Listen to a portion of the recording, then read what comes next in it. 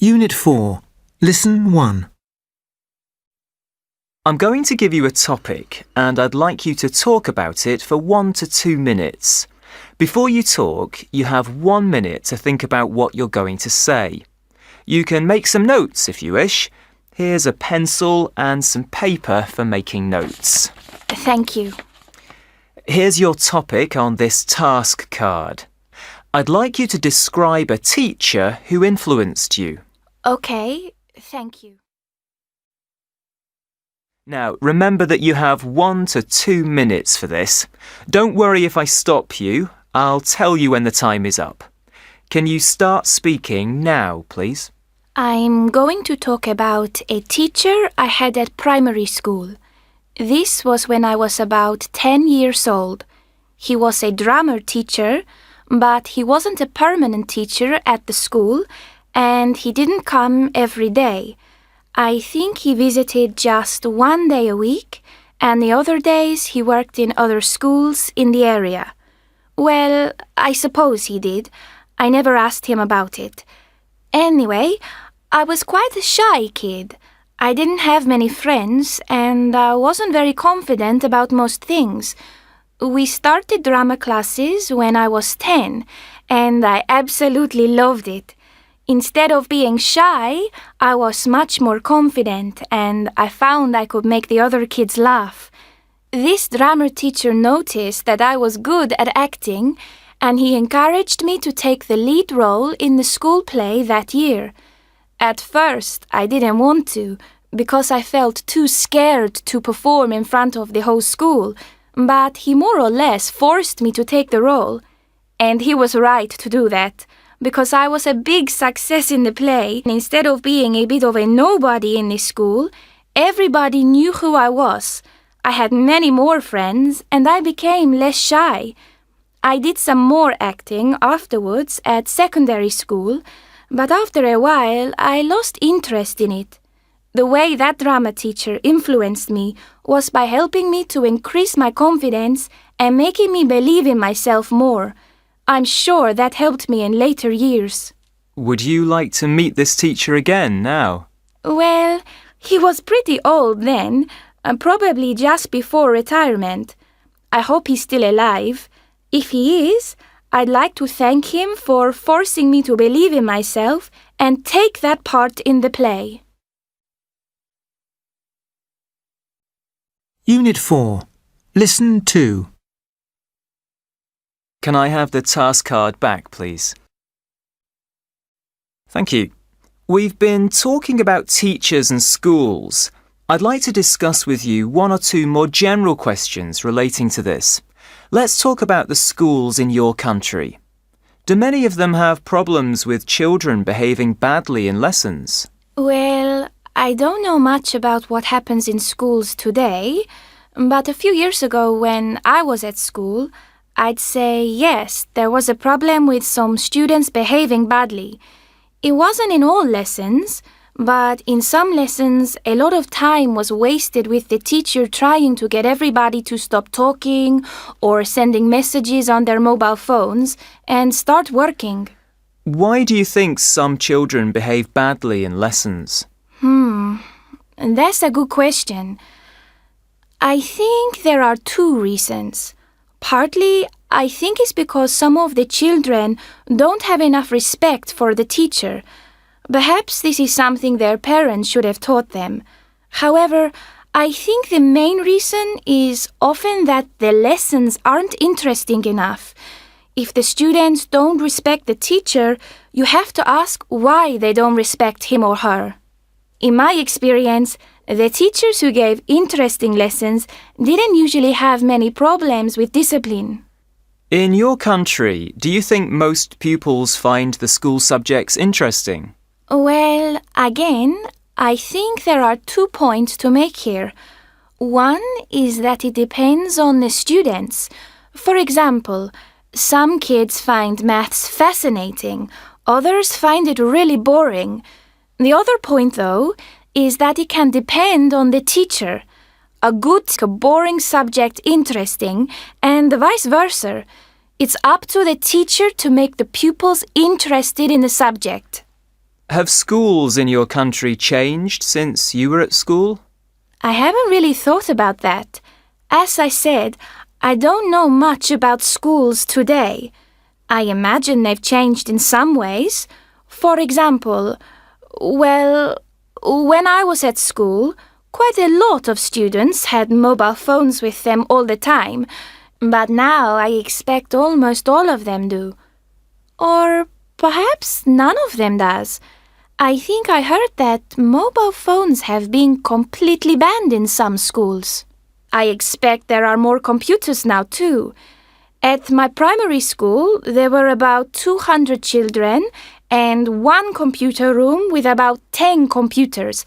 I'm sure there are more than that now. Do you think children today are different to children when you were young? Well, I do know something about this. My sister has twins aged 11. I meet them and their friends quite often, and they seem a bit different to the 11-year-olds I remember.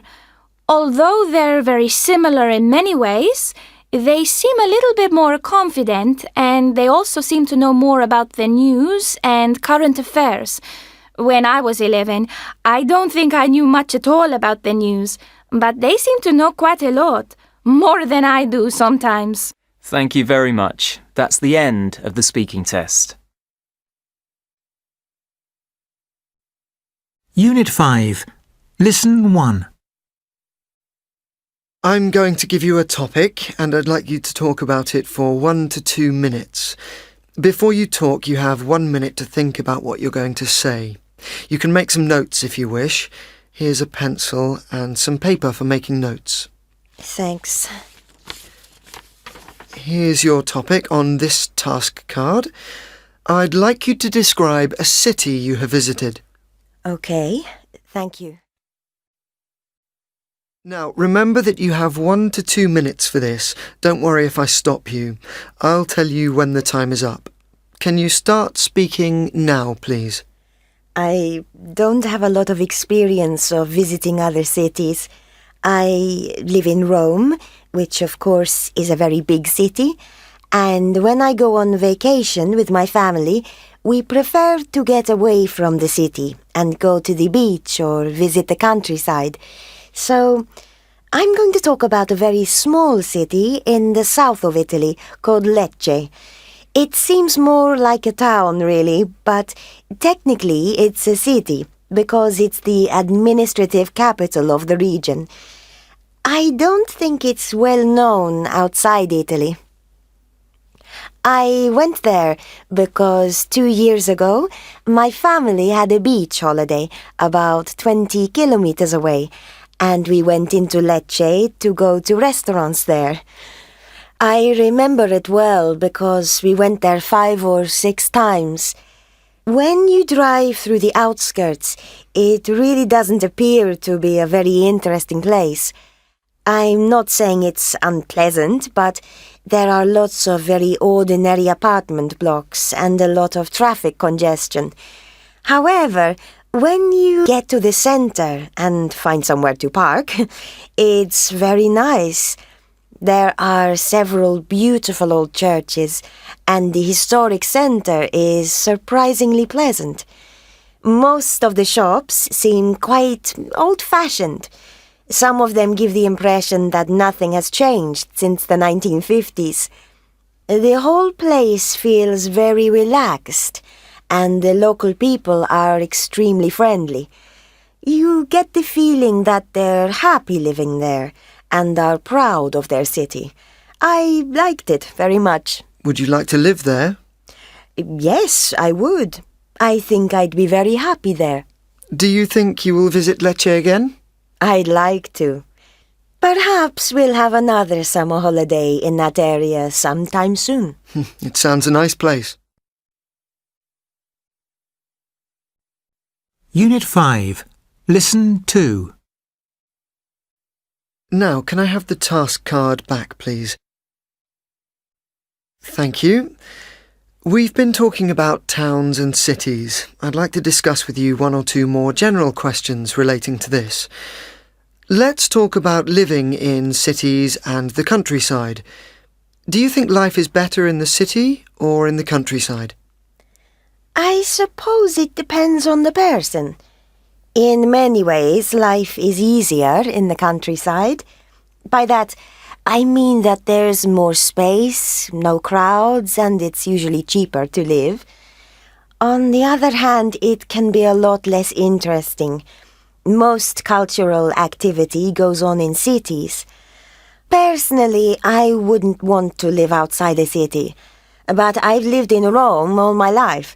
I imagine that if I'd lived all my life in a small village, I probably wouldn't want to live in a city.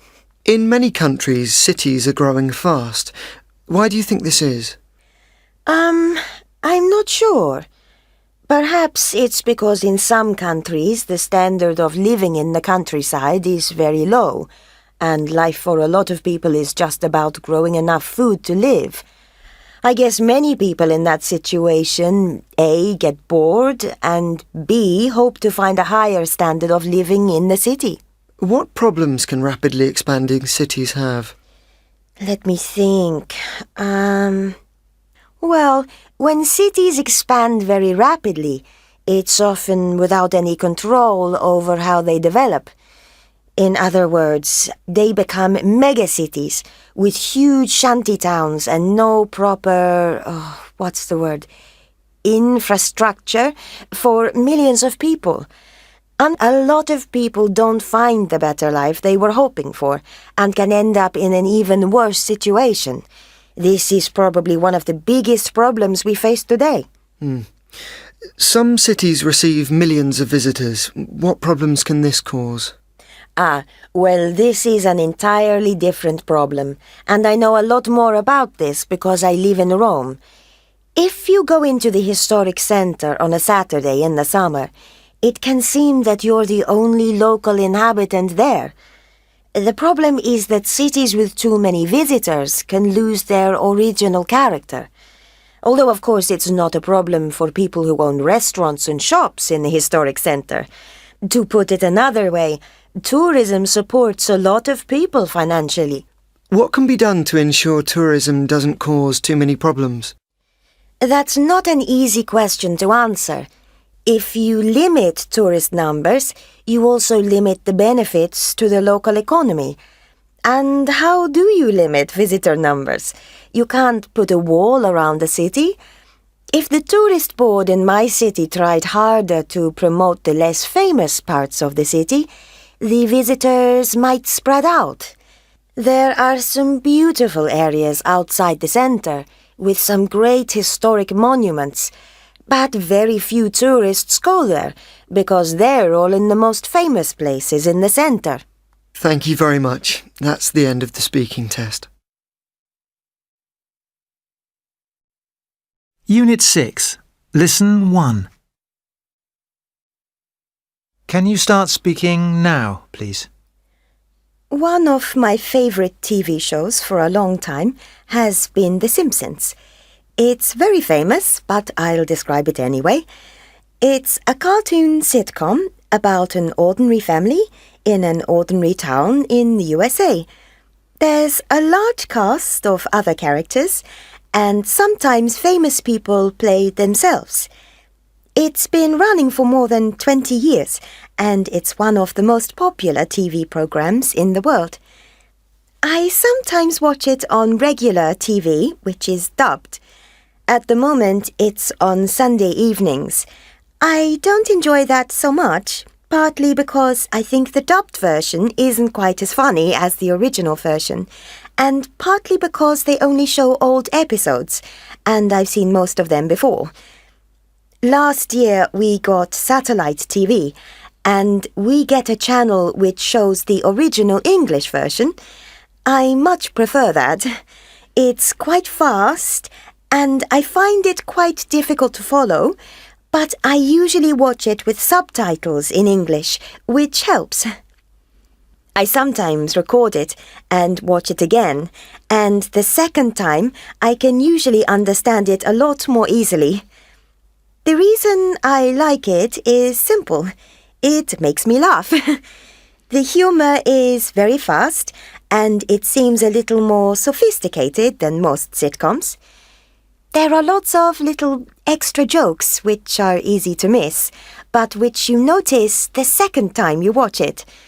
Some people say it isn't as funny as it used to be, but I disagree.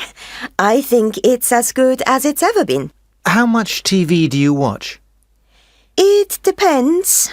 In the winter, I watch quite a lot, maybe 15, 20 hours a week. But in the summer, I watch a lot less. I prefer to be outside with my family or friends. Unit 6. Listen 2. We've been talking about television. I'd like to discuss with you one or two more general questions relating to this. Let's talk about the news on TV and from other sources. How important do you think it is to keep up to date with news and current events? I think it's very important to know what's happening in your country and in the world. Having said that, I don't actually follow the news carefully every day. I think it's essential to keep up to date with major events, but I don't think it's necessary to follow the details of every news story. At least it isn't for me. I just follow the main stories. In your opinion, what's the best source of news? TV, newspapers, the internet, or something else? Well, I mostly watch the news on TV, but I think newspapers are probably the best source. They go into much more detail than TV news, and there's more variety. They cover a much wider range of stories. I'm not sure about the internet for news. It's very convenient to be able to check the news anytime you want, but I'm not sure that all news sites are very good quality. On some of them, there seem to be a lot of stories about celebrities and not so much about serious topics and events. Let's talk about other types of reporting now. Documentary films for the cinema seldom attract large audiences. Why do you think this is? I suppose they're just not as entertaining as fictional films. They may be exciting for people who have a st in the subject, but apart from that, they tend not to have a lot of appeal. On the other hand, a good fictional film can be entertaining for almost everybody. When people go to the cinema, mostly they want to be entertained rather than educated. Some people feel there should be more serious documentaries and dramas on TV and in the cinema. Do you agree or disagree with this? I don't really know if I agree or disagree. Of course, it would be good to see more serious TV programs and films, but I'm not sure it's a good idea to try to control what kind of things get made. TV companies and film producers make what they think people want to see. I can't imagine them making things people don't want to see just because somebody tells them to. What do you think could be done to promote more serious types of TV program and cinema film? In my country, we have one arts channel which is owned by the government. It shows documentaries and films that probably wouldn't get shown on more popular channels. I think film festivals are a good idea too. They generate a lot of interest in smaller films and independent producers. Many of those films are documentaries and serious dramas. Unit 7. Listen 1. Can you start speaking now, please? Most summers when I was a child, my family went to the same campsite in a family holiday resort, an old fishing village called Puerto Nuevo, on the coast, a couple of hours by car from our home. It wasn't a remarkable place.